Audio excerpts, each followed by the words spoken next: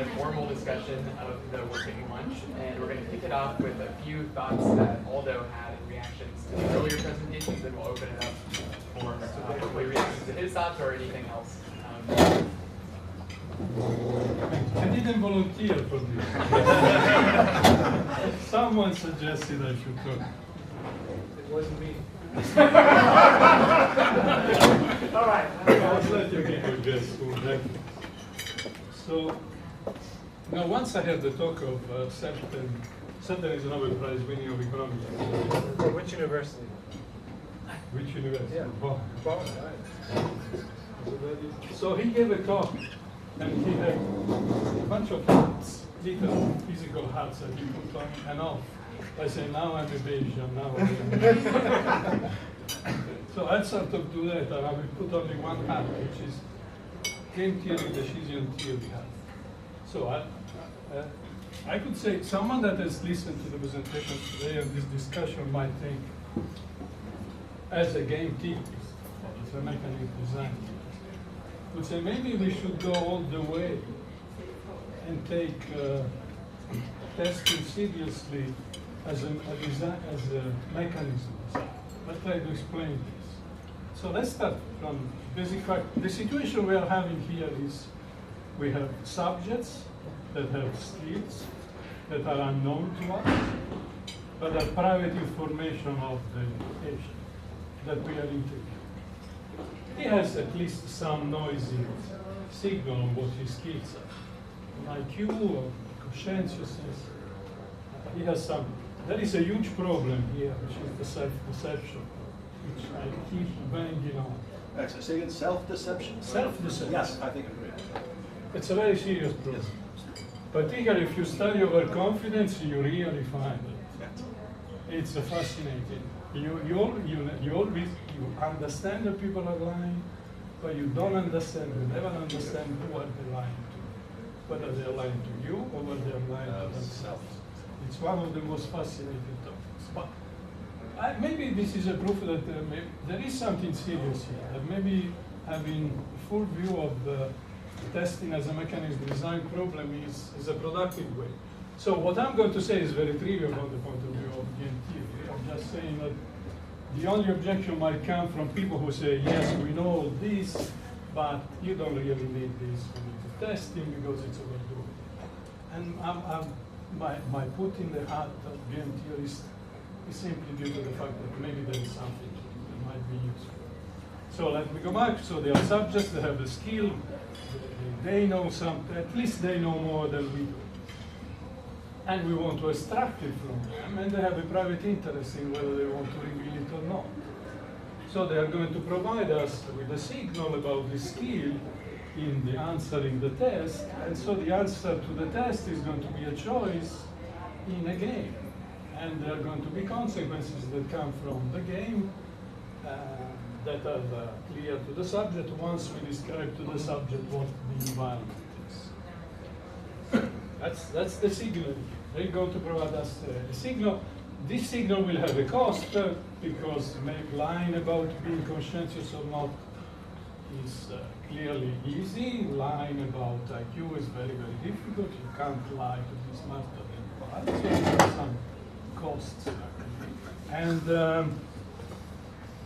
And so the task of someone who is designing a test is really the task of those who design a mechanism, which for those who don't know is a game.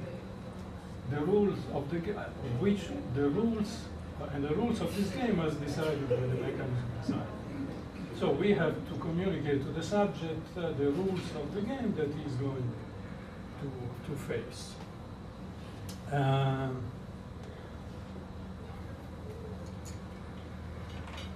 So I think this keeps coming in the discussion that we are having because I think for instance, the issue of whether saying the truth is incentive compatible is really the thing that you would like to do within the mechanism.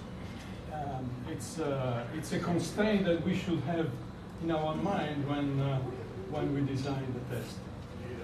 So I think it might be a useful approach for once to consider the testing in this way. Is it, so the crucial question is that I was wondering now, discussing, is it really overdoing it? Is it, are we doing it too much?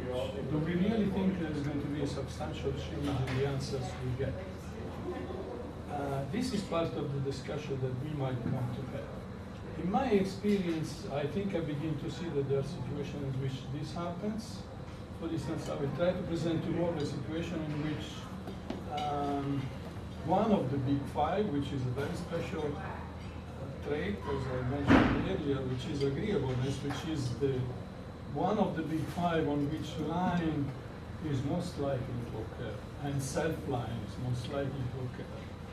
I can put it face to face with the measure of almost the same thing of the two facets of agreeableness that are identified within the big five, and infer them from a choice in a game. And then when you look at the prediction of what these two measures give on the behavior of another game, the measures that I derive from a game are much more reliable than the measure that I get from the surveillance. A second application or a second test that we might use to see whether this approach, this radically economic theory approach, is useful or not, is the matter of cultural differences. So again, I was talking with Jim earlier. If we really think that the subjects we are facing are self-interested, mostly rational people who know the environment in which they are moving, are they going to be able to adjust their answers closer to the truth if you design the game appropriately? If you take an Asian student and you put it in the situation of a university, American university, and you provide the incentive, the right incentives, will you get an answer which is much closer to the truth rather than giving a test that gives you the freedom of using the language and the norms and the conventions that are typical of your society. So these two might be two tests. That's what I wanted to say. I think it's very thought-provoking. The thing I have difficulty, reconciling with the earlier discussion today is I usually think of mechanism design as this having the sort of contours of the state space or the dimensions of the state space known. So we know what the potential types are, but we just want individuals to reveal, are you an alpha 1 or an alpha 2, whatever it is. And I mean, do we have theories that can accommodate unknown types? I mean, I don't know. You would know better than anyone. No, but here I come from. My view is that 4 of the big 5 are really hard biological constants. Okay, so we just agree that that's... Yeah, but that's my view. And as Biological. Sorry? Biological constants. We are getting, I think we are getting very close. Yes. Why don't we just measure the biology? You're asking me, and that's what I'm trying to do one morning tonight. Yes. What do you mean by that? Biological meaning innate, it's fixed? No. What do you mean? Biological pathways, neural responses, hormonal responses.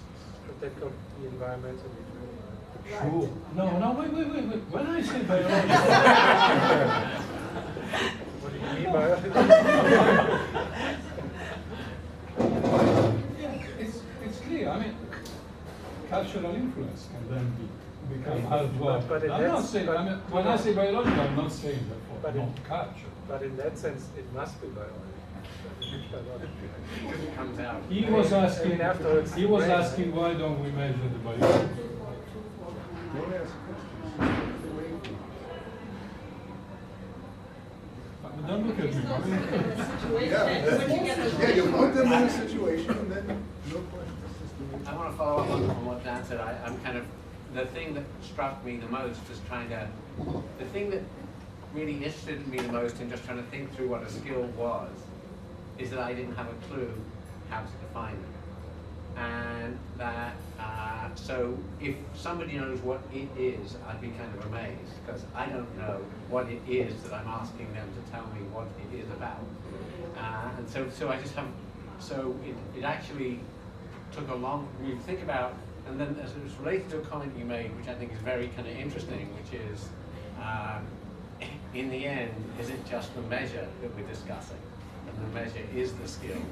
Or is there a theta that we're going for, which is something, you know, which leads your thinking? Is it? No, but there is a theta that's actually used to predict, so you don't anchor it, not in some absolute truth, but in the sense of what can predict in a variety of situations, right? You want some, so there's a general feeling, right? The G theory would actually say there's a universal trait that actually is very predictive of a variety of different tasks, but then, you know, everybody specializes. They say there are additional skills that I need. So I'm going to be a carpenter. I really need certain kinds of manual dexterity and certain kinds of spatial perception. So I would use it just in anchor it in a set of predictive problems, not an absolute scale. Possibly something. I guess what I'm struck with is in the end you're going to implement in measurement. You're going to say, I really believe in this because this trait showed up in these 7 different places. And then It as a shows up question, in a survey, but then I would say is it, I get something that shows up all over the place, it doesn't predict anything. but those are maybe the places include the external outcomes of measures. Yes, I agree. So if you, once you've taken this big view of what measurement is, Yes, right. then in a way the measurement is encompassing and the skill is just a name for certain clusters within the measurement. Sort of low-dimensional predictive components. Versions of the measurement. Right. And therefore, I was struck by how much my definition of a skill evolved with what I was measuring. That's what struck me. What do I mean? I mean, whatever. If I didn't measure it, it couldn't be a skill. So, but if I, you know, once I measured it, so take intelligence as the paramount skill. You can say intelligence is the single factor that we get from the factor analysis of a set of tasks. Then you can provide a theory. What is the G? There is a single ability that you identify. Now, there is a completely different model, which is called the Thompson model. I don't know if you have it, it's beautiful. You get, which has in mind a completely different theory of intelligence. It is a very large set of neurons. You tap subsets of them for different tasks. You can activate them with a certain probability, and the probability can be modulated by using individual specific ability. So it's a completely different. There is no chip. It's just everything is decentralized. From your point of view, if you check whether you can separate the G model from the Thompson model on the data, the answer is no. They are perfectly equivalent. So in this situation, if you just look at the measurement, you are forced to say there is no difference. If you start looking at how intelligence is implemented and how intelligence affects choices, then it becomes a very different game. So I'm just saying choices. yeah, I was Part of perfectly measure. happy. Exactly. Yeah, I'd so be I happy mean, to I think observe I would those. agree with you completely. Yeah. You want to use a wider range of choices, and then I agree that essentially measurement of choices. Yeah. Can I ask you a question about predicting stuff? I mean, you've repeatedly made this point also in the outline. Yes. And I have a set of questions here. One is, to what extent is this reverse engineering? In the sense, suppose there's a list of potential measures or skills, say, and then you look at what it predicts, what they predict, and some predict better than others, and then you say, these are probably good measures of these skills. But in fact, there's a true skill and a perfect measure, say, and as a matter of fact, it's absolutely not correlated to any outcomes. It could be that we have a perfect measure of a skill, or a set of skills, that are completely unpredictive of any outcome we care about. By looking at what predicts stuff, we're kind of looking for measures and skills from an incorrect angle. Like we should have a theory about what it is that we're interested in, set up measures to measure stuff as best as possible, and then let the data speak whether it's predicted. But you're talking about a trait that has no impact on any dimension of human behavior. And I would say maybe, I don't mind if we don't measure Jim, it. I know. This is why I'm raising it. Nevertheless, right, we may falsely claim a particular trait to, seems to be. The other question which is related is, we were talking about Gig 5 and single facets today. It is known that single facets predict outcomes better. But my question is, what does predict mean in this sense? Let me give a provocative example. Some people have used wearing safety belts as a proxy for risk preferences, right? Psychologists use that. Now, if the outcome of interest is wearing a safety belt in the car, that question probably predicts it very well, right? Is that a good measure? Is that a good measure of risk preferences? R squared 0.85, right? Excellent. It should be 1, but there's some. Anyways, then, likewise, you have say a lottery measure of risk preferences. Say it would be a good measure. I don't agree with that completely, but suppose it would be a good measure of some curvature, some utility function, something. Correlation is 0.2. Now, I show you two results. One is 0.8 R squared, one is 0.2 R squared, and now I'm asking the question, which is the better measure to predict risk preferences on car driving behavior, right?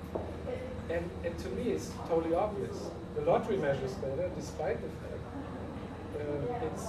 it's predicting worse than a very specific, tailor-made question for that particular behavior. But you want to predict that. You want it not the prediction of a given measure. But you want to like new domains. That's always the challenge of science. It's like with theories, right? I have a big theory, 10 parameters, that perfectly fit the data.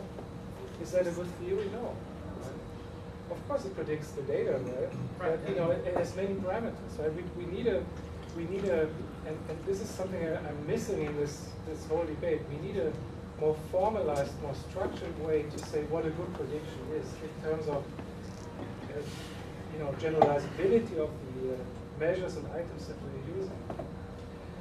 There's some statistical tests for testing models, for example. So suppose I have a model that explains 90% of the observations, but in fact, you know, that doesn't discriminate. You know? And then I have a theory that is much more specific and explains only part of it. We need a more formal theoretical argument to what is a good prediction. We're thinking we're thinking of a causal prediction. We're thinking causality is a totally different. I mean, that is another thing I was missing in today's presentation. I mean, we were talking about Conference on that right now. You know, there is? all figures we've seen is modular correlations, not predictions. I mean, strictly speaking. That's yet another issue. Reinhard said there's this theory of predictive success. I don't know if you know it.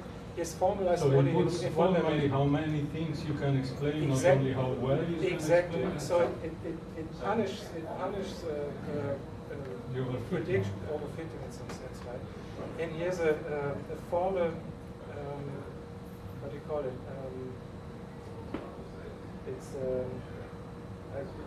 There's a formal way to kind of, you know, to classify how good a model is. And it's not how well it predicts a particular finding. No, it's not. And prediction is the beginning, and in the end, you want to predict something but you know, like a counterfactual but you know what's change. going on right now? Jim, What's going on right now in the empirical literatures? I mean, I review some of the papers, partly because you send them. Partly other people send papers. I see papers. What people do is they have some crude measures sometimes, but let us be very frank here. They look around for some outcomes, find some good correlations, expose, say, these are my measures, predict outcomes very well. And I don't think this is a very mature and good way to proceed. And I think we're making some of these mistakes, at least have so, during the talk even as of now, in saying, well, it should predict stuff, right? No, we should have clear conceptions about what are the things we want to measure. So what's at stake, really? What is the trade? And it's a difficult issue, I know.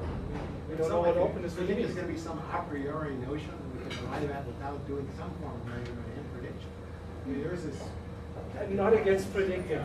Prediction is a start, though. What we need is the causality in the end. We have to understand Causality is a whether we different push issue. the skill A and we actually achieve the outcome that we like. In the end, that's the step, right? I mean, But we can't do it without actually. from a policy perspective, engineer perspective, I mean, you can say whatever works, fine, right? But that's a different set of questions, I would say. Armin, since you're raising basic issues of philosophy of science, so you mentioned the issue of abduction, which is a way of integrating information, talk about quote-unquote best explanation. That has to do with, of course, putting together a range of evaluative criteria, and then the second thing which makes science science is the interaction between data and the theory space. So I'm not sure that the folks here should be actually uniquely lacking in having a theory of approximation. It's a lunch discussion. No, but there is a deeper question you're raising is, are a lot of these relationships causal? So if you find a relationship between, say, this predicted that, and you manipulate the this at some point, what would be the outcome? I think that's the open question. I don't think a lot of the work in personality psychology, as I understand it, has not really addressed it yet. I mean, I have two really quick things to throw. Armin is right that what the Big Fivers did is they started with what people want to talk about in their everyday life. They said, look, I mean, it's a little bit like the, believing that people have intuitions that are valuable, and that's where the Big Five came from. The whole, does it predict anything, was second stage. And the advantage of that was that you had a commitment, these are the concepts that we're going to look at, and then let's find out. And in fact, there was a big challenge by Ising, who was one of the hardcore British guys, who said, this is just words. Who gives a damn about words? But words that people use are used for reasons, right? So it was likely that this was a successful strategy. So I think there is it's good to keep the definitions of your construct separately from the empirical question and what do they predict. And then things that don't predict, I agree with you, I would chuck out. That's But you'd also like to have harder mix that what's causal and what could be the basis of policy recommendations. Come along if I really promote this. We do have some experiments where we actually can see, right? We kind of induce more, less aggressive behavior, less, certain kinds of traits seem to have been produced by certain kinds of interventions. And then we have some sense, right, that we are getting the causal effect, but that's relatively limited in literature. Yeah, that's just starting out. That's the big job. If we can work on this together, that would be absolutely important. But I would also add that I talk to policymakers all the time, and even knowing that it's causal doesn't really help them because they have a fixed budget constraint. So they really do need to know the magnitudes. You need to be able to say, do this, not that, because even though Okay, they magnitude have is a causal effect. right? Yeah. So they need to, and then they need to know the heterogeneity around that cost curve, for which kids is this actually important, in which context. So we're a long way away from the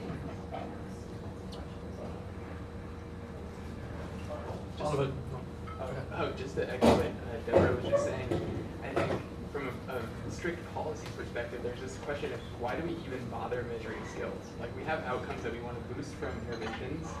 Why not just study the effect of the intervention on those outcomes that we actually care about? And I think, to me, I don't think it's fruitless to measure skills, but I think the point of measuring one point of measuring skills is it gives you some early indication of whether that intervention is likely to boost those kinds of outcomes. And that's a really useful kind of association to make, at least in the evaluation thing. But even in that, it almost doesn't even matter whether it's a skill or not.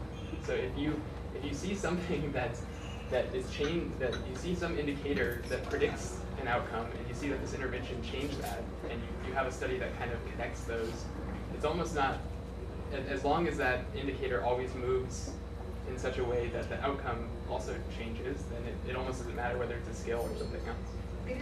It is so true. For example, it could be beliefs that you're actually poking really well, in a way that actually changes the outcome. The policymaker would care very much about this, and it just moves the outcome in the way you want, and that's what. It doesn't have to be the skill. But the policymakers have to see what the results of these things are so that we can discuss the cost effectiveness and how, whether we should do this or not, yeah?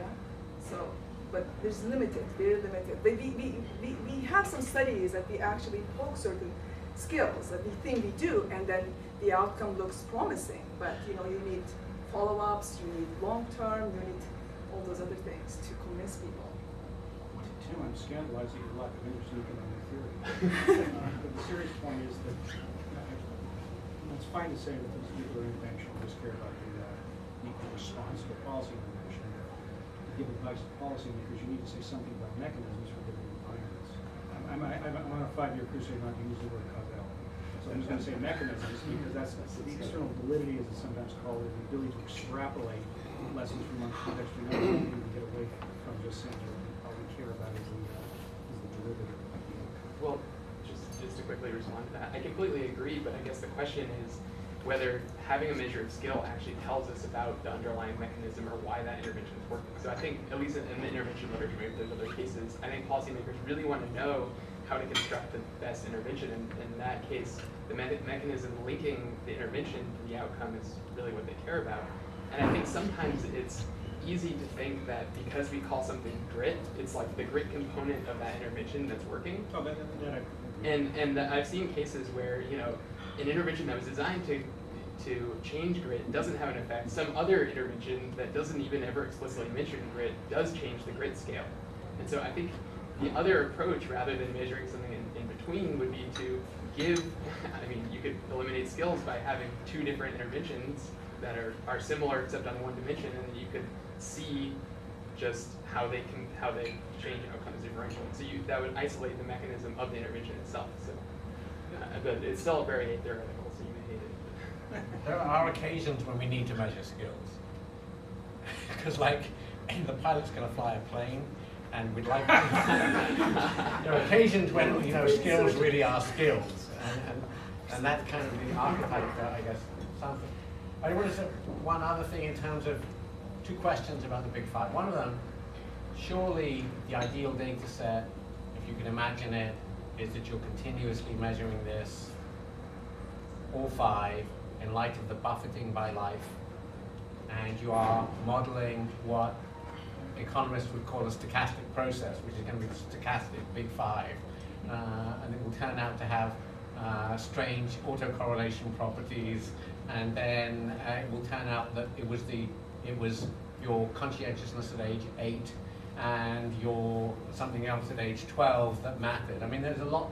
It seems that if you could get that data set, you could really, and then just one other question, which is, if the Big Five is being launched now, as I understand it, came through a factor analysis of using all the words that we used about human beings. And if we went onto the internet now, and took all the words that were being used by the current generation about human beings, is there any sense that we would extract the Big Five from the current? Well, I was at a meeting in Sao Paulo where a British group talked about exactly that. So they did something unbelievable. They wrote an app that would be connected to Facebook. And so then you fill out the app, you get a Big Five score as feedback. So that's how they brought people in. And then people said, yes, you may access all my various kinds of Facebooky things. You know, and it's unbelievable what they're doing with this.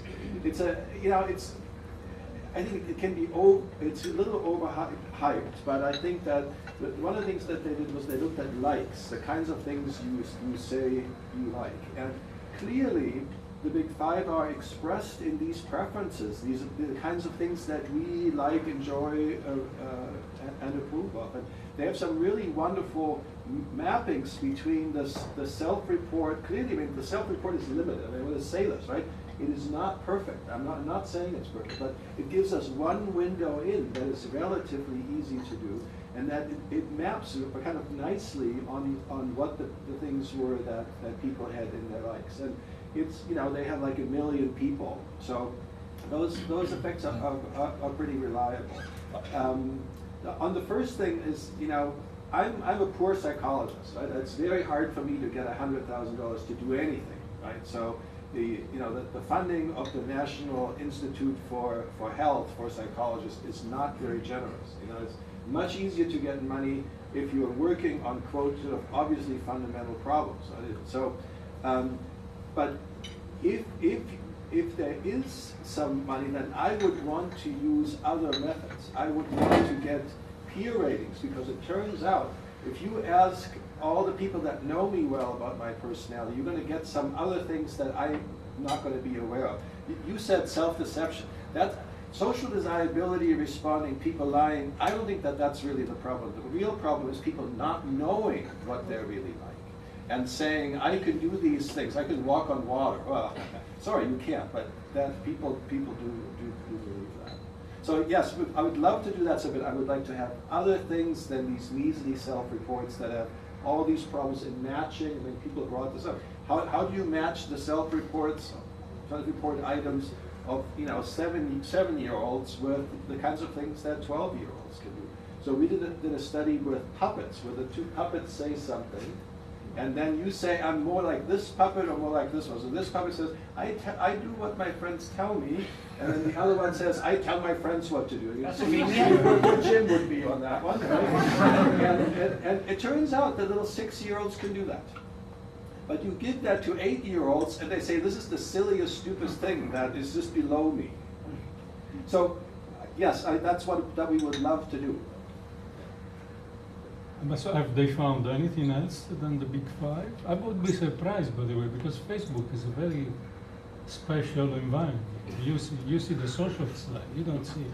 Well, how do you see neuroticism? Well, actually the best thing to see is low agreeableness, because there's all these bad words that you're not supposed. I mean, the aggression in those verbal things is palpable. I mean, it's there in a way that I can't get on questionnaires, because people are much more likely to censor what they say on the self-reports. And there's basically the low-end people have all this optimism, and they're like, we just do things. What's the big deal? They're not all of that rumination that's part of N. That it shows up. It's a great paper. I can look it up. I'd like to comment on what you just said about peers. I've collected some data where parents and kids answer a big five, and the correlations are not that great. No, they don't. Yep. Likewise, if you ask parents and kids about how happy the kid is, how pretty it is, etc., how smart it is, this gets really worse, really bad. Pretty bad. So I wonder how much you gain, and we don't know what the true personality is. Are parents better or the kids better? We just don't know. In terms of how happy the child is, we don't know. Is it more important to learn from the child or from the parents? And in terms of agreeableness, openness, whatever, it's very difficult to say, right? And the role of the peer will play an important role. For example, if you ask someone who's a parent, how smart is my kid or how beautiful is it, etc., you will probably get more biased answers than if you were asking the child more said. But I wanted to make a slightly more subtle point, which goes back to your presentation. I think, well, not perfect. I pretend to perfectly understand what you are talking about. In some sense, controlling for context and kind of controlling for what are we talking about, right? So it's kind of normalize responses to some level that makes answers comparable. So I do understand that, and I think it's a super important step ahead, in particular in comparing different cultures and groups, etc. But there's a slightly more subtle point. Suppose what matters is not the objective truth, of course, but my perception of what it is. So ironically, in controlling for things, I might actually lose some of the information that I'm actually interested in. I agree, it would be something else that I pretend to measure previously, because it's not exactly what I'm trying or claiming to measure. But the self-perception itself could be very important. So for example, your example about hard working. In a group we have some objective measures. Only some would qualify as super hardworking, medium or low hardworking, say. Everybody nevertheless would say hardworking. Now you could say that's the wrong answer, so you have to kind of calibrate this, normalize, tell people what hard, medium, and low actually means. But in terms of the psychological importance of self-concept and identity and motivation, etc., my belief that I'm actually hardworking when I'm not, right? Maybe actually very important as a trait or as a set of belief in terms of my identity, etc. So I totally agree. It would mean something. It would be a different measure, but ironically, in terms of adjusting or not adjusting for objective states, say, could lead to better or worse predictions, coming back to predictions, depending on my research interest. Right, a nice example of that is in subjective socioeconomic status. So the objective socioeconomic status. In fact, you're low, right? But subjective is a better predictor. That's a very good predictor of mental health outcomes. than objective. And if you tell people, look, you're really, really down there. Right. Yeah, I mean, you know, there's the person who makes really good salary and you know, but they live in expensive city, Manhattan, and so everybody else makes more, and then they have low socioeconomic status.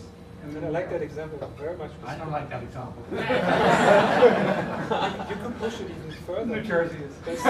By saying, I mean, effectively you're living in people live in different worlds, right? It's just not true that we all live in the same world. I mean, it's just not true, right? In you know, mentioning social status, I mean, here everything is about social comparison, right? And you know, reference groups are endogenous and they are very specific, right? And I do compare to my neighbors, friends, whatever, colleagues, etc., who are very different to somebody else's neighbor. So adjusting them, saying, look, but my peers are actually, you know, earning much less than they would objectively be correct, but in terms of my social reality would be, you know, perception of it would be a mistake, right? When in fact my perception of social status matters for my behavior, my self-interpretation, identity, etc. But I said it is a different construct. So I agree with that. I agree with that. It's not just universally better in some sense, right? It needs some and you know about it, but it needs some reflection about what exactly is it that I'm interested in measuring, right? And if it's about identity and self-conception and things like that, adjusting for objective states might actually backfire to some extent. Well, you keep working formation, right? The negative correlation I agree. was pointed out I as a agree. clear causal explanation. And therefore, countries that have a very high self-confidence are simply having a very low right, and it could be interesting. aspiration.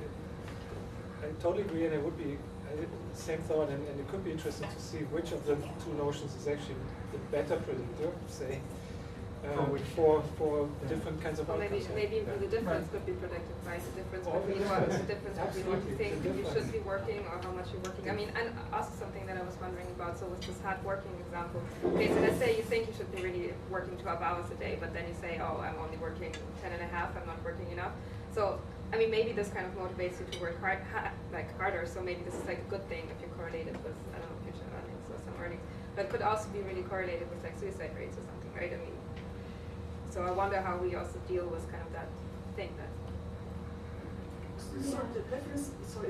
Yeah, right. I mean, yeah, we know this because you know, the Korea example. I mean, there's a school in Australia where Marty Seligman was given the job of trying to change the outcomes focus from excelling achievement to subjective, happiness. And I don't know if anyone knows about this experiment, but I don't know if it was a success. But I mean, the point was that was done. This is a very high-performing private school. There, a lot of celebrities go. But they had very high achievement standards. And so what happened was people were committing suicide, and they thought, well, we better change the values around. So yeah. So sometimes what we want to know is the rate of heterogeneity itself, right? For example, I don't know if PISA measures the teachers' rating of the kids. I don't know. They don't. No. So when we look at the teachers' rating of the kids, generally very accurate. But we see, for example, highly motivated, highly ambitious teachers actually damage the kids very much in terms of their ratings. This is like giving them grades. They give them low grades. I don't know, it's high expectations and whatever. But these very highly motivated teachers seem to rate these kids badly, which has consequences because those grades go and they're all registered, right? They need something, so which we would like to see in the end, right? Yeah, I was in the same lines. I think vignettes are very useful if you want to compare across countries. Right. I would say it's not that costly. It's a couple of questions more, and you have it there. And it allows you. It's true that maybe within countries less predictive, but if you want to say country A has more of this than country B, you need to adjust. And then the second thing is understanding what makes the difference on the thresholds of how they interpret the scale. And in terms of like non-cognitive skills, if what we want to go is to evaluate interventions, what we find is like work, for instance, Marty West and co-authors that find that schools that are supposed to impose, like, if they have this culture for improving the non-cognitive skills, it's non-excuses schools that have very high effects on achievement, but when they measure non-cognitive skills, they will have a negative impact in these non-cognitive skills, and there is this paradox. And I think what is happening is that the reference point in those schools is different. So if we have vignettes, we could see the way they are answering these vignettes changes. And we could then say more about the comparison.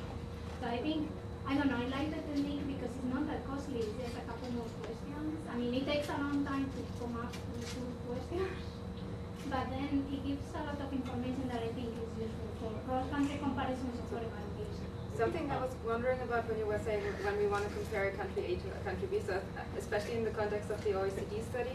So I don't know, I was a high school student in Germany when the PISA results came out.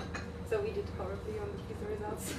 For those of you who don't know, it was all over the place. It was in the news. The teacher talked about it. The parents talked about it. Even though my school wasn't specifically tested, we all knew how well our neighboring school, I don't know, the other German students in our grade did, and so on. So everybody was talking about it. So I wonder what would happen. So let's say now we have you open the newspaper, it says German students really suck, they're not patient, oh look at the people in Russia, they do much better. Let's say the other way around, Russia did really badly, the students are not patient. So, wouldn't that also impact the way that policymakers or school administrators, they might maybe also make sure that next time when the kids fill out their surveys, they kind of, because I don't know, once people get aware of what they're being tested for, and once this gets public attention, how do you deal with that also? Yeah, so in another work, I'm looking at that, in fact, I'm looking at PISA, and I'm studying, we are working on measures of non-cognitive skills, looking at how people answer questionnaires, or it's another way, right? Filling out the questionnaire or a cognitive test is a task. Yeah, it's and we find that non-response, for instance, is predictive of lifetime outcomes, even after controlling for cognitive ability, and it seems to be correlated with different things. And so we are looking at those measures. And if I started looking at PISA too, where you see PISA in 2012 randomized the order of the questions, so you can see what things like the probability of answering a question correctly declines as the test goes along. So I call it test fatigue, and you can look at patterns of response in the text, and you see varies a lot by country. And that's informative. If you look at the first 10 questions in the math test, Spain doesn't do that different than Finland, but Spanish kids don't finish the test. So it's maybe in Asia they are taking the PISA very seriously, and they are doing. So I think, even within PISA tests, there are the 2 components there that are affecting your score. So saying German students are very good after all?